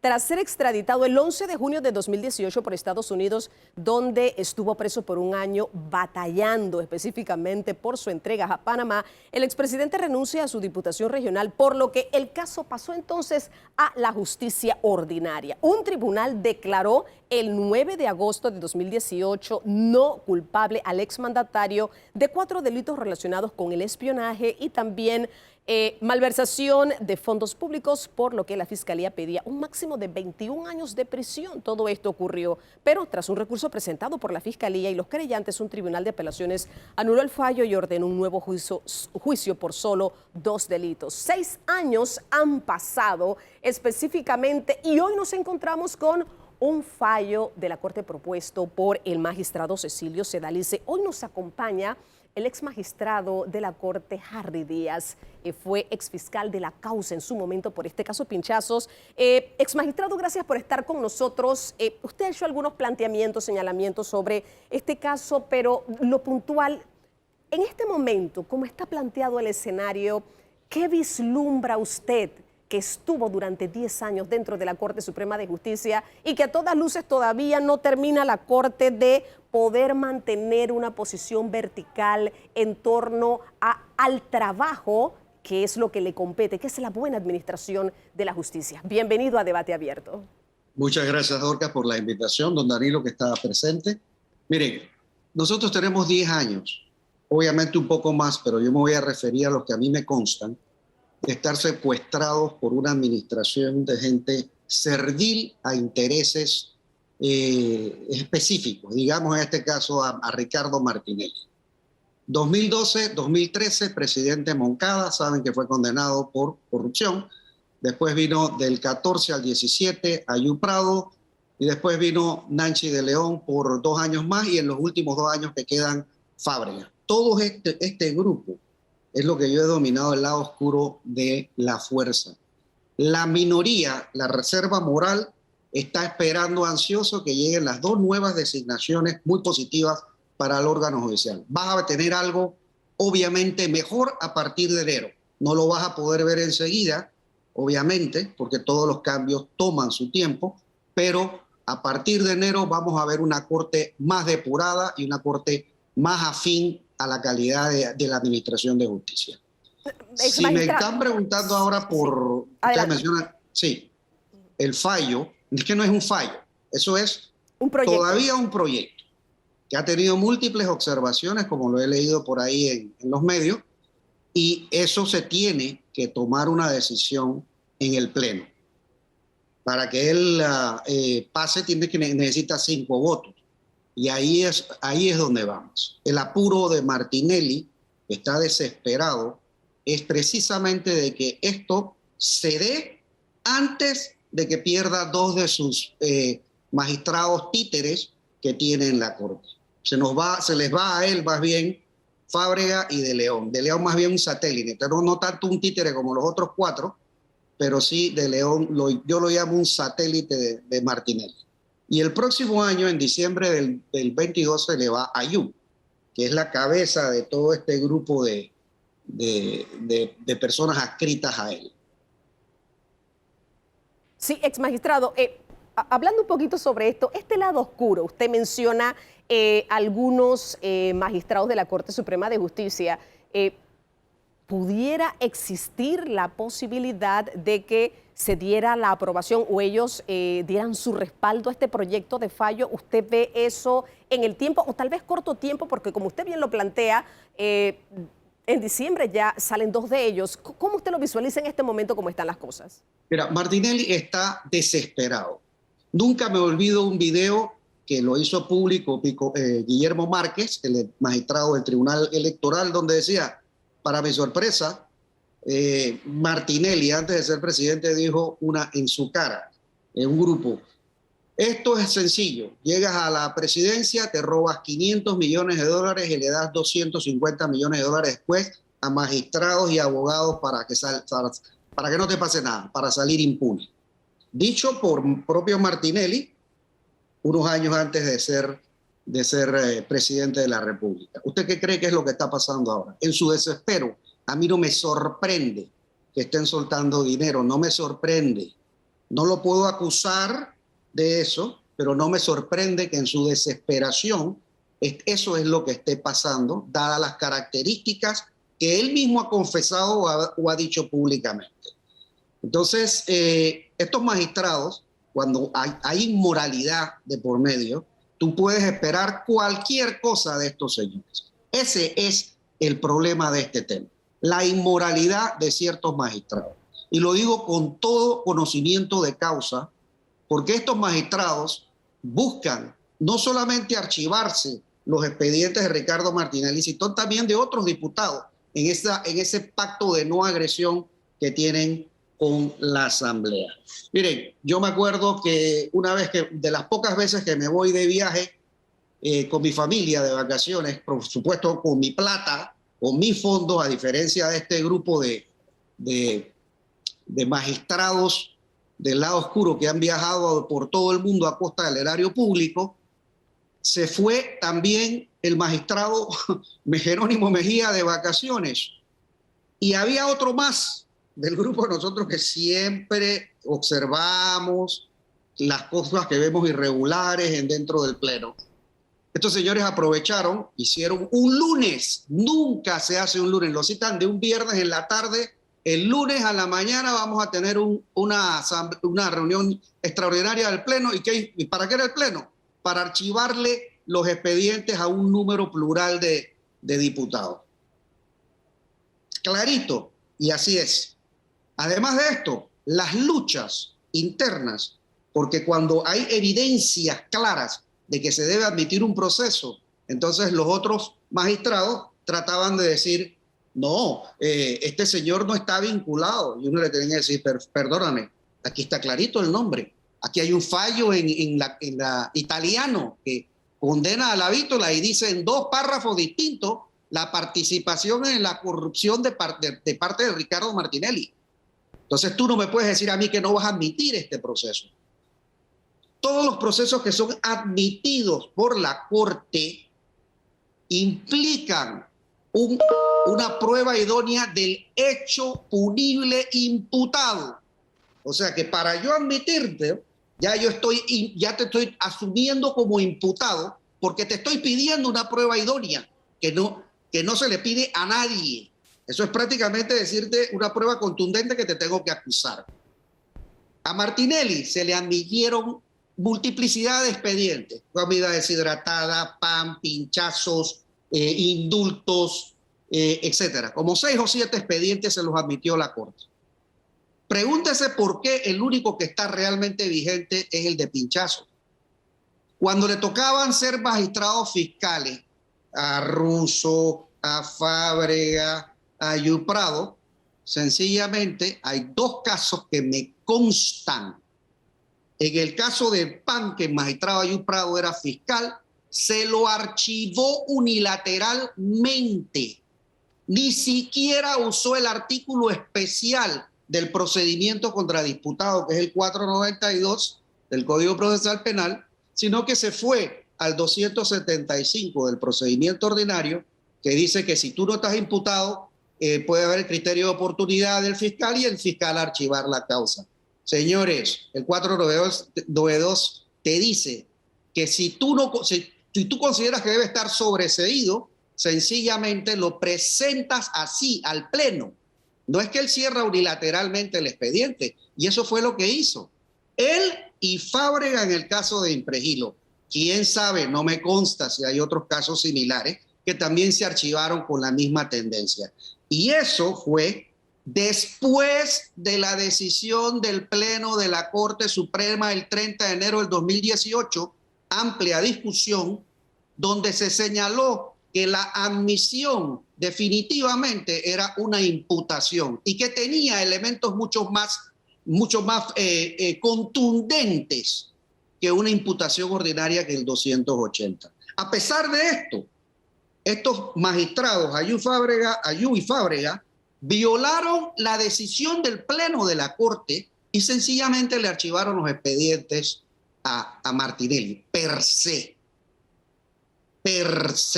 Entonces, esto son pruebas inequívocas de las faltas y las ilegalidades que estos señores cometen en este transcurso. Perdón, 492 lo llevas al juez de garantía, que en el caso de Impregilo específicamente, yo era el juez de garantía. Jamás Fábrega me trajo un sobreseimiento a la mesa, incumpliendo el artículo 492 del Código Procesal Penal. No escucho. Magistrado, sí, Sí. señor magistrado, Sí. escucharlo uno se da cuenta de que la Corte Suprema de Justicia no es ni sombra de lo que se supone que debiera ser. Por supuesto. Y uno queda en shock porque ese es literalmente el fiel de la balanza. La Asamblea es un órgano político y un órgano que genera tensión, que genera fricción política. El Ejecutivo es un órgano de toma de decisiones para que se ejecuten cosas, para que se realicen cosas.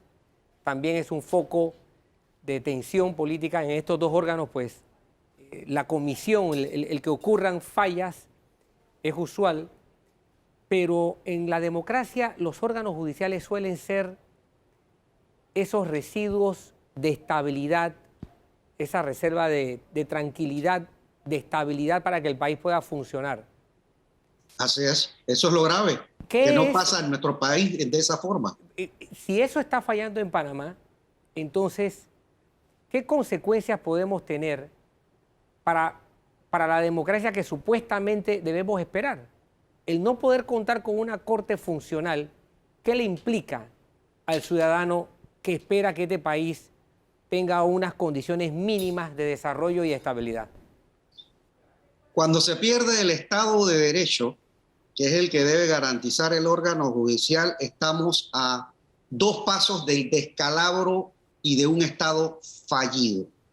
Ya nos hemos dado cuenta que los diputados, la Asamblea, lo que se dicen los padres de la patria y el famoso primer órgano, reciben más de 100 millones de dólares en actividades que no tienen ninguna justificación constitucionalmente.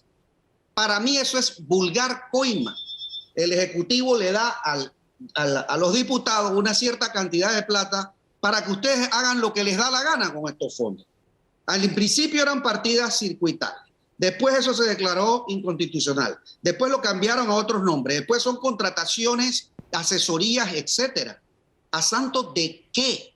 Esas son funciones de gobiernos locales. Esas son funciones del Ejecutivo. Si bien es cierto, a los diputados se les nombra por un circuito, lo que no es cierto es que ellos tienen que legislar y desarrollar solamente su circuito. Ellos deben legislar para el país, no para un circuito, ni tratar de estar ellos haciendo las funciones del órgano ejecutivo.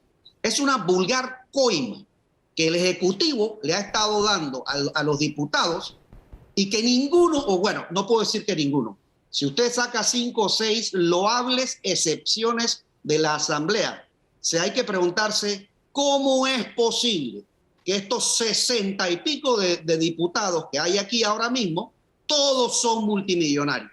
¿A santo de qué? Ninguno resiste una verdadera contraloría, ninguno resiste un proceso de enriquecimiento ilícito.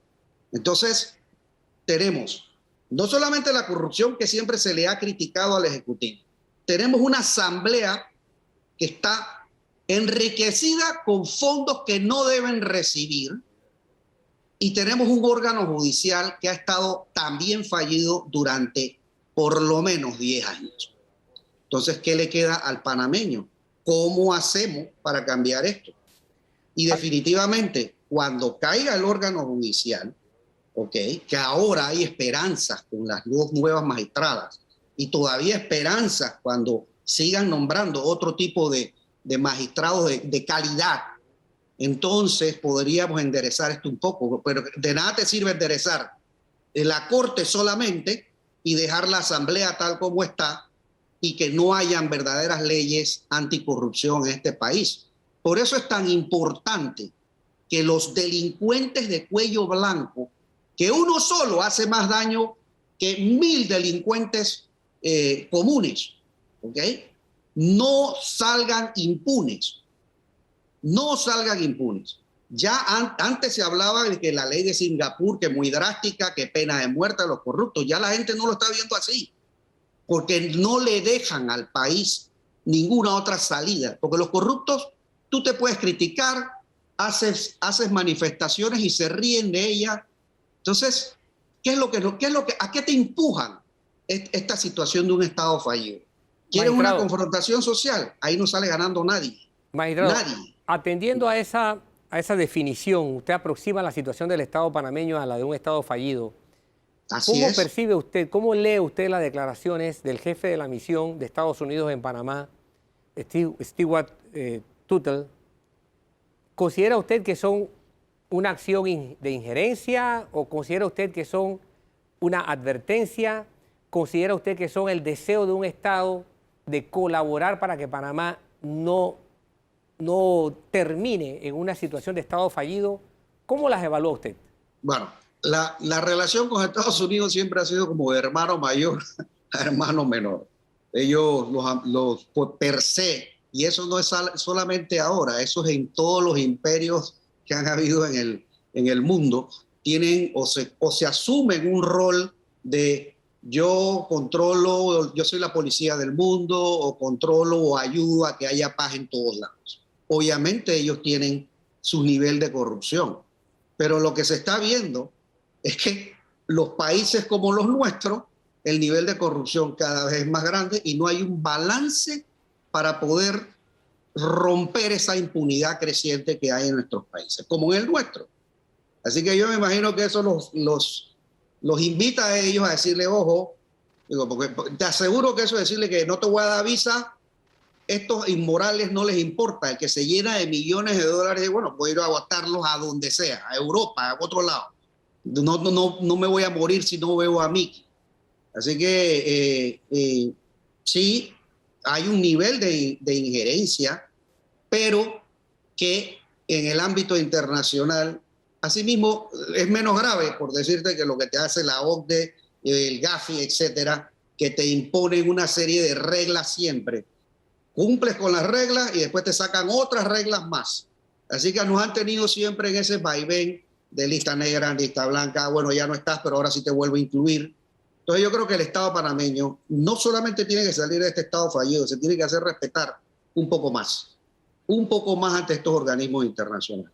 Lo que pasa es que estos gobiernos, yo quiero préstamos, yo quiero préstamos grandes, porque para poder hacer grandes inversiones, entonces yo necesito que tú me prestes.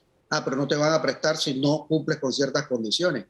Y la pregunta es, ¿por qué siempre hay la necesidad de hacer proyectos grandes? Porque las coimas, entre más grandes el proyecto es mayor. Y ustedes se dan cuenta, hay un estudio que se realizó que señalaba que ya la coima era tan grande que era lo menos dañino para el Estado, era que no se hiciera nada, ningún proyecto. Entonces, ojo, porque aquí no solamente estoy hablando como magistrado, estoy hablando como ciudadano. Ya yo viví mi vida, pero ¿qué pasa? ¿Qué le estamos dejando a nuestros hijos? Ese es el problema. Exmagistrado, hay una pregunta que quisiera hacerle. El exmandatario está siendo juzgado por 2 delitos: interceptación de comunicaciones y también seguimiento, persecución y vigilancia sin autorización judicial. La pregunta concreta es, si él fuese condenado por el caso Pinchazos, ¿existe la posibilidad todavía de que corriera para las elecciones del 2024? ¿Esa posibilidad existe? ¿Qué establece la norma? Bueno, mire, el artículo 180 de la Constitución Nacional te señala que no puede correr para presidente aquella persona que haya sido condenada por 5 años o más en sentencia firme. Acuérdense que al principio, como usted bien lo mencionó, se estaban pidiendo por 4 delitos 21 años. Al eliminarle el delito de peculado por uso y de peculado de malversación, solo quedó el de pinchazo, que la pena máxima es de 4 años, y el de seguimiento y vigilancia sin autorización judicial, que la pena máxima son 4 años más. Estaríamos hablando de 8. Si lo condenan por más de 5 años, él no podría correr, al menos que la apelación no saliera, el fallo de la apelación no saliera a tiempo. Ahora explico eso. Pero si ocurre que nada más lo condenaran por 4 años de pinchazo y dijeran, bueno, no considero que hay suficientes elementos para lo otro, estamos suponiendo, y nada más queda por 4 años condenado, él podría correr, porque eso es lo que la Constitución lo señala.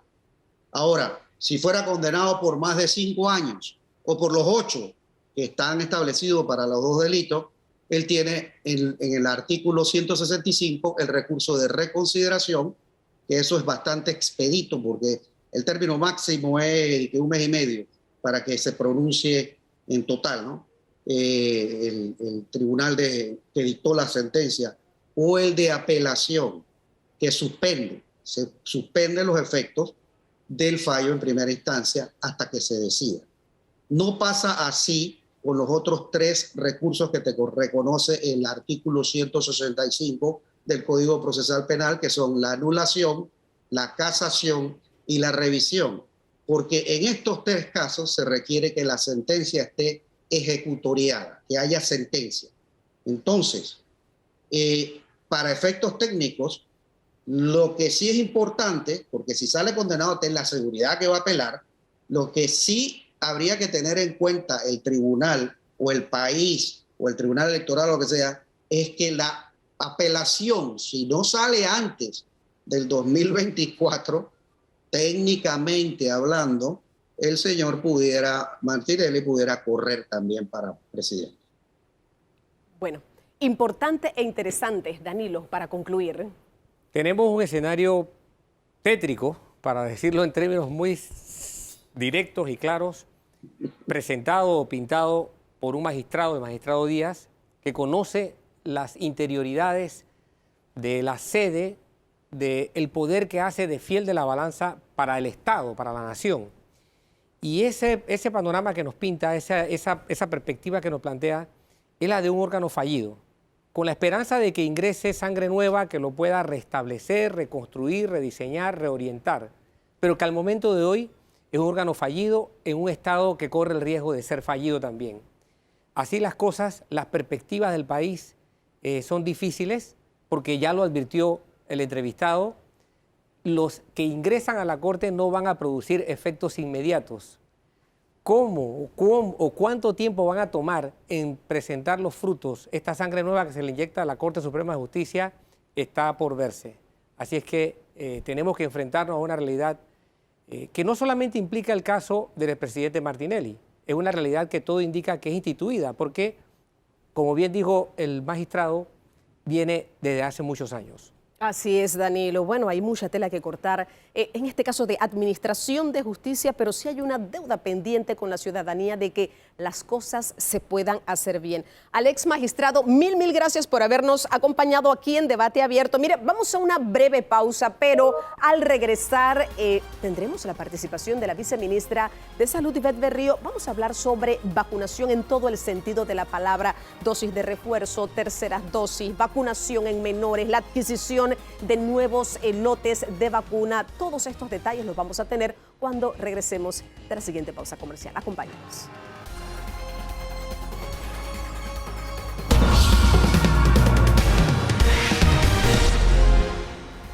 Estamos de vuelta en Debate Abierto y ahora vamos a conversar con la viceministra de Salud, Ivette Berrío, porque hay temas importantes que hablar sobre vacunación masiva de adultos, este tema o fecha pendiente para menores también. Y yo creo, Danilo, que sería bueno también arrancar por el escenario en que nos encontramos nosotros en este momento. Decía el secretario de la OMS, bueno, es que la pandemia no va a terminar, hay que comenzar a buscar nuevas estrategias y yo creo que Panamá tiene que ver con luces largas, específicamente este tema.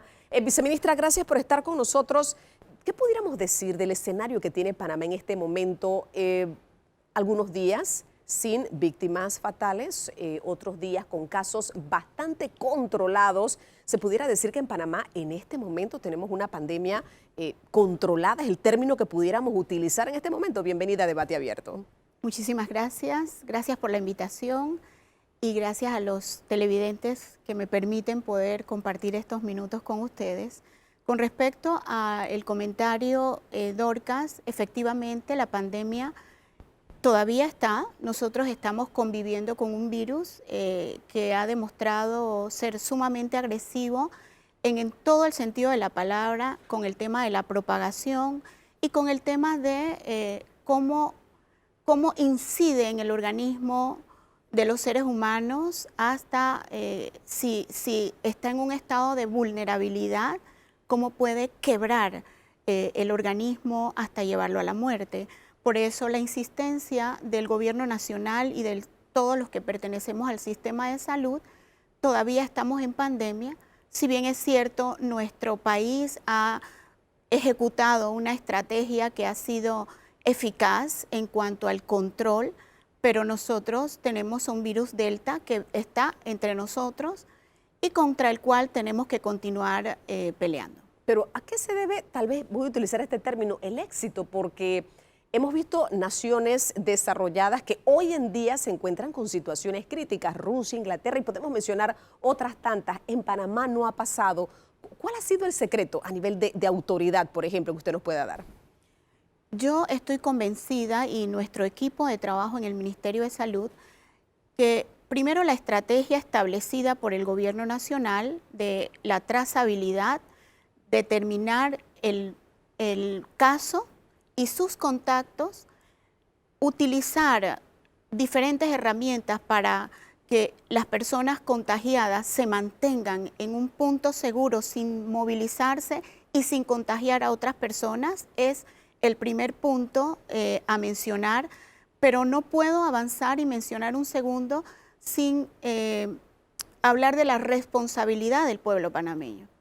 Aún a regañadientes contra las medidas que han sido muy duras y complicadas para todo el país, el pueblo panameño entendió que estábamos protegiendo su vida y asumieron esas medidas como suya, y eso ha sido la punta de lanza para que todo lo demás se maneje adecuadamente. Nosotros consideramos que el uso de la mascarilla es fundamental.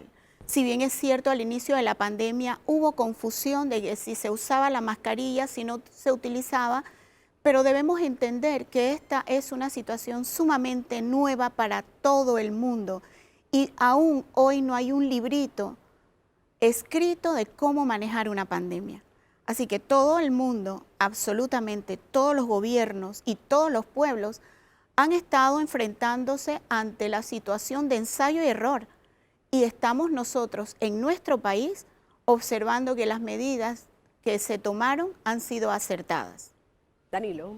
Señora viceministra, recuerdo que hace poco más de un año había este clima de ansiedad, de una mezcla de ansiedad y depresión. Había esta sensación de angustia social, y usted salía a decirle a la gente por este mismo medio: sí, vamos a tener la vacuna. Confíen que vamos a desarrollar un proceso de vacunación, vamos a tener vacunación. Y la actitud esta de angustia natural de los pueblos, me imagino que se le traducía a usted en un émbolo de presión, ¿no? Recibía esta presión y la vacuna llegó. Y creo que es meritorio reconocerle al desempeño del ministerio en el que usted trabaja lo que se ha logrado. La pregunta ¿es sostenible esto? Es decir, ¿qué pasa si ya no una tercera dosis, sino una cuarta o un cuarto refuerzo, y después un quinto y después un sexto? Y no solamente lo que representa la adquisición de la vacuna, porque es plata, sino lo que implica en el uso de gente. Porque ya están las enfermeras con toda justicia reclamando pagos endeudados, entonces hay que contratar gente por más periodo de tiempo para actividades que no eran regulares, porque toda esta vacunación se salió del radar normal o regular que tenía el ministerio. ¿Esto va a ser sostenible? ¿Esto es pagadero en lo que resta por lo menos del quinquenio que a usted le toca trabajar?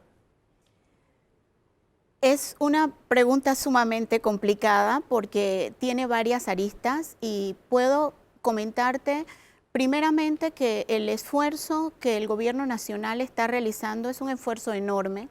Nuestro país merece ese esfuerzo y más. La salud no tiene precio. Sin salud no hay nada. No hay economía, no hay vida, no hay nada. Entonces, requerimos seguir trabajando en la línea que ha trazado el señor presidente y su equipo de trabajo, porque desde el primer momento, y recuerdo como si fuera ayer, cuando me llamaron a formar parte del equipo gubernamental, terminándose el mes de junio, y ya en julio, 2 o 3 semanas después de ese día, nos había reunido el señor presidente a un equipo muy pequeño para que iniciáramos las investigaciones y comenzáramos a sentarnos sobre la mesa de negociación con los desarrolladores de vacunas que estaban presentando sus trabajos de investigación. Por supuesto, nosotros asesorados con un equipo muy robusto de científicos panameños, algunos que se encuentran aquí en el suelo patrio y otros que residen en el extranjero. Sin embargo, todo este equipo estaba orientado a identificar cuáles eran los procesos científicos más adelantados que pudieran asegurar en un futuro no lejano una vacuna contra el COVID-19. Y ese fue un gran reto para el equipo y para mí todavía no tengo palabras para poder identificar lo que eso ha significado en mi persona, porque estaba un mes antes totalmente absorta a entender que podía formar parte de este equipo de trabajo.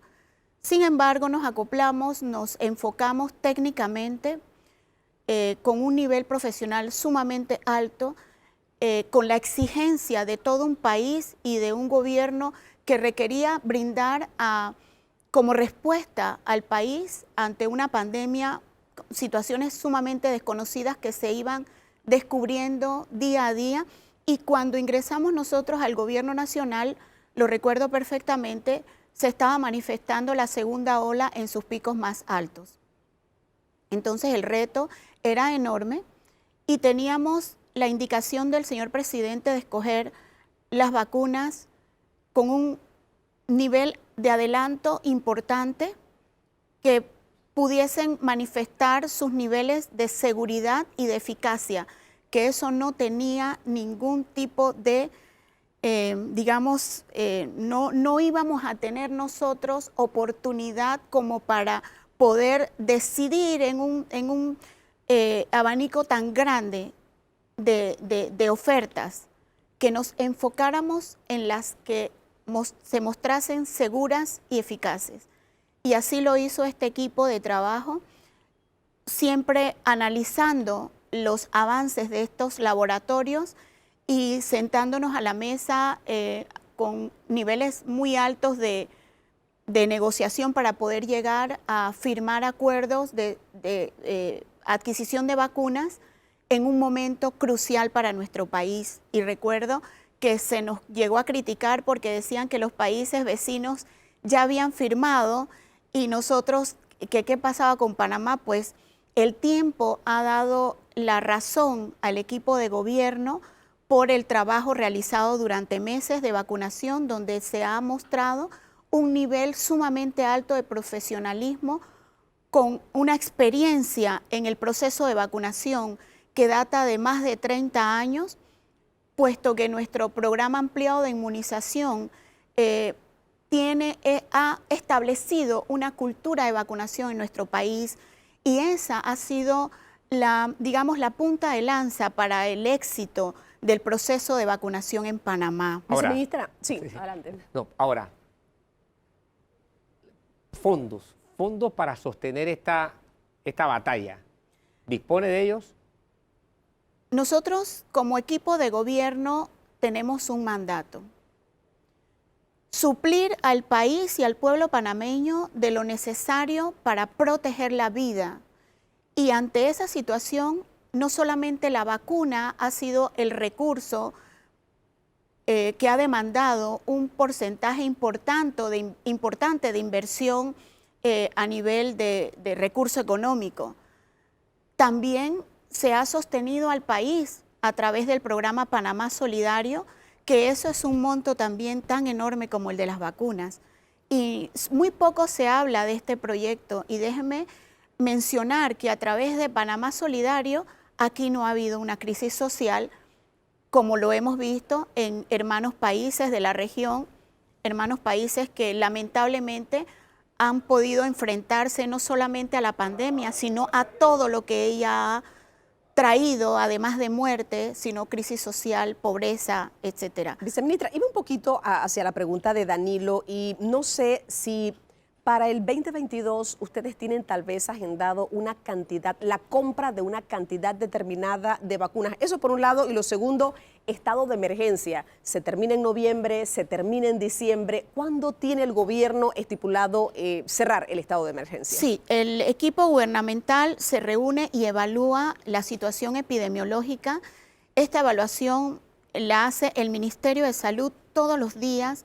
Se le informa al señor presidente a final del día cómo está terminando la situación epidemiológica del país y luego se estudia con el Consejo de Gabinete. De allí va a salir la respuesta a esta pregunta y considero que si nuestro país continúa de esta manera enfocado, cada quien haciendo su trabajo con respecto a la protección de la salud y la vida del pueblo panameño, y el pueblo panameño enfocado en seguir protegiéndose, nosotros tendremos buenas noticias para final de año. Esto corresponde al presidente de la República luego del análisis a que me refiero. ¿Y la compra de vacunas para el otro año? Nosotros hemos continuado las negociaciones por instrucción del señor presidente y no nos hemos quedado atrás con respecto a las negociaciones, puesto que la FDA evalúa los protocolos científicos de las vacunas y uno de los laboratorios que provee a nuestro país de las vacunas contra el COVID-19 tenía ya y tiene estudios muy adelantados con respecto a la vacunación pediátrica. Ya la FDA hizo un pronunciamiento y ya nosotros hemos estado dando pasos adelantados con seguridad para la adquisición de vacunas pediátricas que, si Dios así lo permite, llegarán a nuestro país en el primer trimestre del 2022. ¿Cuántas? Hemos negociado vacunas pediátricas y esto es una primicia. Adelante, bienvenida a esa primicia, viceministra. Alrededor de 1.500.000 dosis de vacunas pediátricas, ya que nosotros estamos contemplando el análisis que ha realizado el programa ampliado de inmunización de acuerdo a la población pediátrica de 5 a 11 años, que es la primera que va a comenzar con el proceso de vacunación pediátrico, y seguramente más adelante iniciaremos, de acuerdo a si lo avala así los organismos internacionales, con los niños más pequeñitos, esto es los niños de 2 años a 4 años. Entonces, consideramos que este proceso de vacunación todavía continúa. Nosotros estamos programados y con un diseño de vacunación para esta nueva etapa. Si bien es cierto, van a haber algunos cambios. Ya el equipo de Panavac ha analizado cuál es la mejor oferta para esta etapa diferente de la vacunación y nosotros estamos justamente haciendo los ajustes para que este 2022 tengamos una estrategia de vacunación que siga siendo para los panameños de una manera ordenada, que les proteja, que no generemos ningún tipo de aglomeraciones en los puntos de vacunación y, como siempre lo ha hecho Panavac, se estará anunciando los puntos de vacunación, si hay cambios, si no hay cambios, los corregimientos, los barridos, todo dependiendo de los ajustes que se hagan de acuerdo a la programación de Panavac 19.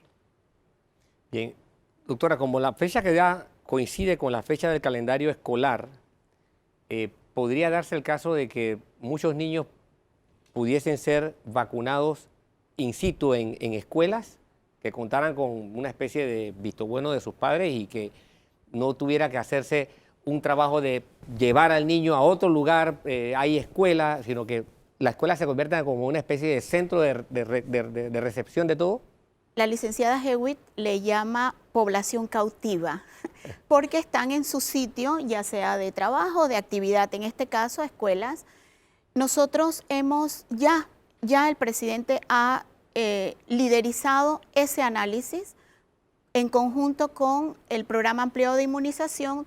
todo el equipo de Panavac y por supuesto la ministra de Educación y su equipo también han participado de este análisis, iniciando nosotros con una programación para el proceso de vacunación, toda vez que tengamos ya las fechas confirmadas de la llegada del primer contingente de vacunas, porque esto se ha programado, igual que todo lo anterior, a entregas por semanas.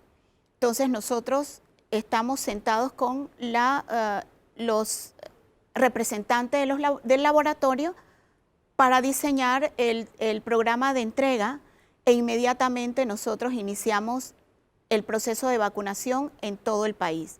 Sí es importante, estamos nosotros intentando que este proceso de vacunación inicie justamente en el proceso de inicio escolar, para proteger no solamente a los niños, sino a todo el personal de las escuelas y por ende las familias panameñas. Bueno, definitivamente importante.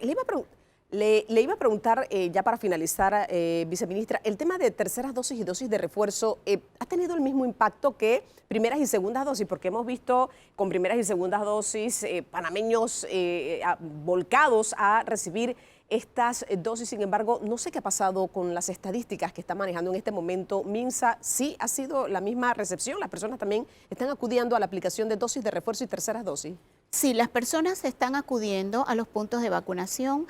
Estamos intentando hacerlo lo más organizado posible.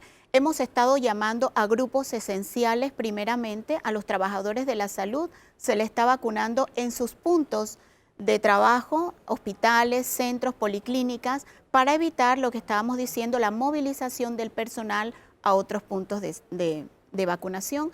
La Policía Nacional, Protección Civil, todo lo que es estamentos de seguridad también serán en puntos específicos, y tenemos puntos de vacunación para quienes padecen enfermedades crónicas, quienes padecen cáncer, los que padecen HIV y otras patologías. También se les ha orientado a los puntos de vacunación específicos. En la población general estamos organizando el proceso de vacunación de la tercera dosis.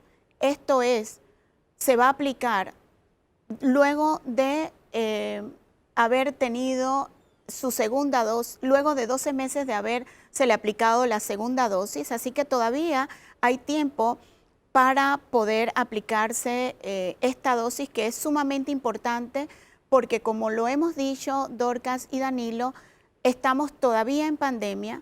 Si bien es cierto, la situación de nuestro país es alentadora en cuanto a los números que estamos manejando. Tenemos varios días de no registrar fallecidos por COVID-19 y de verdad eso es una labor extraordinaria de nuestro sistema de salud, Ministerio de Salud y Caja de Seguro Social, enfocados en dar una atención veraz, segura a los pacientes que así lo demandan.